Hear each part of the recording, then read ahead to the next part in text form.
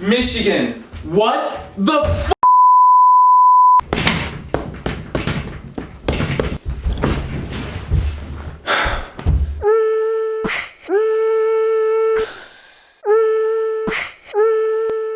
Yo, what's going on everybody? It's Gem Live and welcome back to another video. And today's video has changed so much throughout the week. I was so excited to make this video. It was right after the Minnesota game. I was writing up the script and time went by, shit happens. And now we're after the MSU game. And so we are gonna stay on topic. We are gonna be talking about Joe Milton. But now if you look at the second line, is John Harbaugh on his way out? And first of all, I'd like to thank a huge shout out for my friend Jalen for making this new amazing overlay. I absolutely love it. And second, my friend Drew back home, huge Michigan fan, diehard.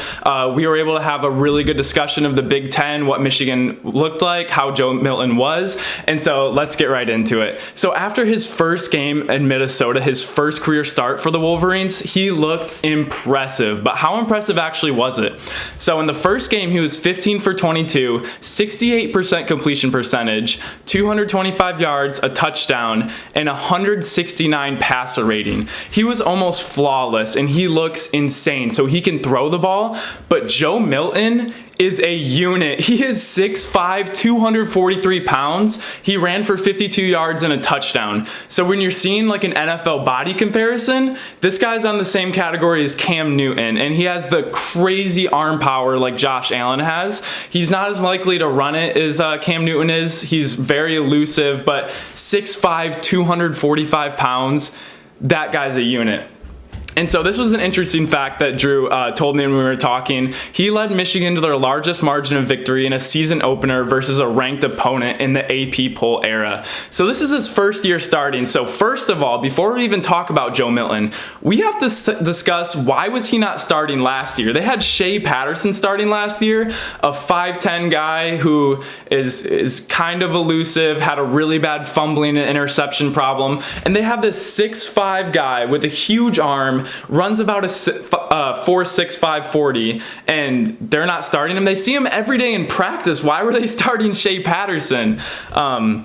So that just kind of blows my mind right off the gate. But was Minnesota bad? Is this even that impressive of a win? Well, Minnesota's coming off an 11-2 season, beating Auburn in their bowl game.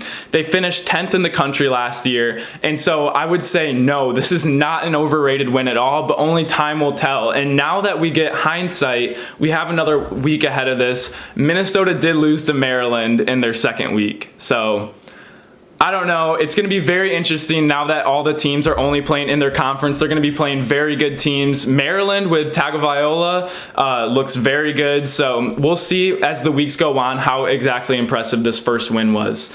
I'd also like to point out with Joe Milton that Joe Burrow last year wasn't even going to get drafted probably. And so Joe Milton could end up joining Trevor Lawrence and Justin Fields in the top in one season. It's very, very possible. I believe he's only a sophomore or a junior right now, so I don't know if he would be draft eligible, but just the way he's playing, he's already looking like a top quarterback in the nation just after his first 2 weeks.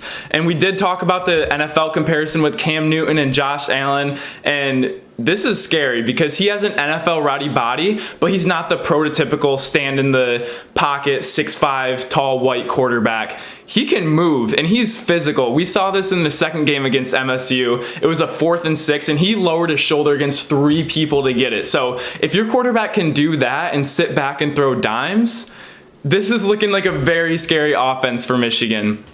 And also another thing to mention is Michigan went from 100% like a pro style offense, and last year they started the transition, but this year they're completely spread. They're running RPOs, read options, and Urban Meyer, longtime Ohio State quarterback and big Michigan rival, went on and talked about Joe Milton and how amazing he was at the RPOs, how he didn't make a single wrong read, how the offense is just going to be so much more open for the running game, the passing game, because everything is so spread out. Before, when Michigan was like an I formation, you can kind of condense things in, but this is the new success recipe for college football. So Michigan's making the transition. I think they have the right quarterback to do it. Now, this is how excited I was to talk about this. Now let's talk about the Michigan State game.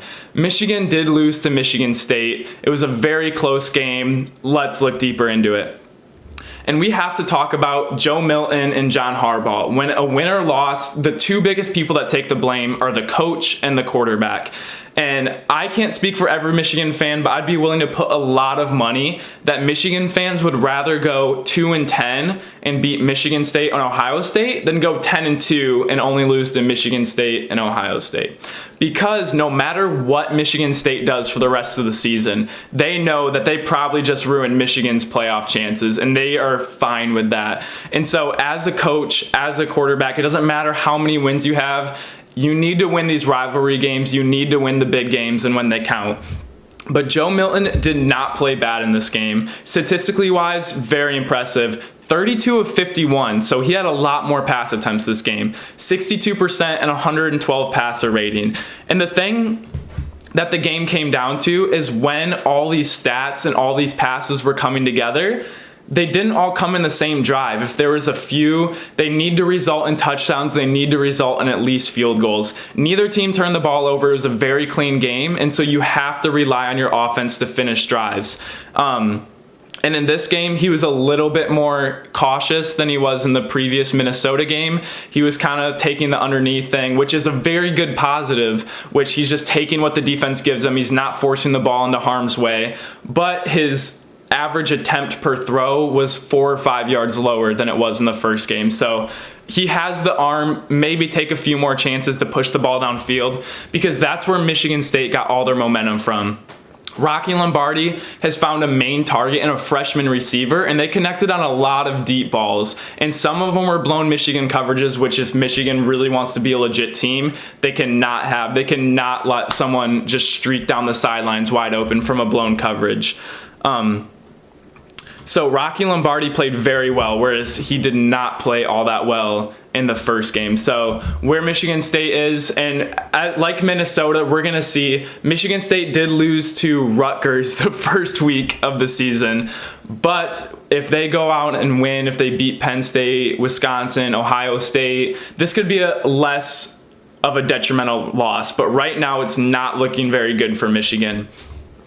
And so now Michigan's next thing they have to circle is the Ohio State game. And this is where I think John Harbaugh could be out. Even if ever since he's been here, they've had winning seasons, they've had top 5 teams, he consistently does not beat Michigan State, consistently does not beat Ohio State. And that is going to get you fired if you are in Ann Arbor. And right now, Ohio State is looking very scary. They probably have the front runner, Heisman Trophy winner Justin Fields. He has 7 touchdowns and only 7 incompletions throughout his games. And the Ohio State offense and defense just look so stout. But Michigan and Ohio State play the last game of the season. So with a brand new starting quarterback, with a brand new system, Michigan does have a lot of time. They cannot lose another game if they want any playoff hopes. If they don't lose another game, if they can put it together, if they can go out and beat Ohio State, which is probably not going to happen because Ohio State just looks unreal right now. That is the only reason I see John Harbaugh keeping his job. Even if they lose a few more games and beat Ohio State, you need to prove to Ann Arbor fans that you can beat Ohio State. If not, they're going to try and find someone that will, because you always have to go through them to make the playoffs. And so that's going to be another tough game for Michigan. I'm really interested to see. Joe Milton through 2 games looks absolutely amazing, having over 300 yards passing, just taking what the defense gives him, getting a lot of yards with his legs, extending plays to make the throws. I see they're getting a lot more confidence in him already. I have no idea how he wasn't the starter last year. Shea Patterson was so bad. There has to be some sort of blackmail or something going on, because it literally makes no sense. And seeing Joe Milton play through these first 2 games, don't be surprised if he's the 3rd or 4th quarterback taken in this draft. Just after 1 year, that's really all you need. Joe Burrow did it, and he's shown to have high success, high immediate impact in the NFL, being able to do it with his legs, having a big arm, and Joe Milton has 3 inches on him. So very excited to see what Joe Milton does with the rest of his season. I'm not exactly sure who they play next. Let me Google this real quick. Okay, so Michigan plays Indiana, Wisconsin, Rutgers, and Penn State in their next 4 games. And then they finish off the season with Maryland and Ohio State. So it is a condensed season. It is going to be a little bit shorter, but I am so excited to see what happens. Indiana's ranked 13th right now. Wisconsin's number 10. These next 2 games are going to be huge to see if this new system and this new quarterback can really put together some wins for Michigan. Predict what you think down below, and let me know if you think Joe Milton is going to be taken in the top 5 quarterbacks. Thank you guys all so much for watching, and thank you so much to Jalen and Drew. All right, I'll see you guys all next time. Peace.